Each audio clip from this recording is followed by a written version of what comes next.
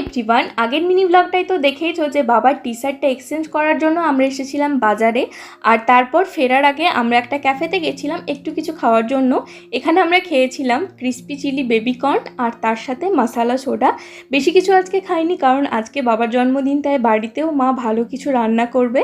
আর বাড়ি গিয়ে তারপর আমি বাবার জন্মদিন সেলিব্রেশনের জন্য টেবিলটা একটু সিম্পলভাবেই সাজিয়েছিলাম আমার বানানো কেকটা আর পায়েস দিয়ে। আর ভিডিও করতে ভুলে গেছি, তাই ছবি তুলে রেখেছিলাম, সেগুলোই তোমাদের সাথে শেয়ার করছি। আর তারপর হয়েছিল বাবার এখানে কেক কাটিং।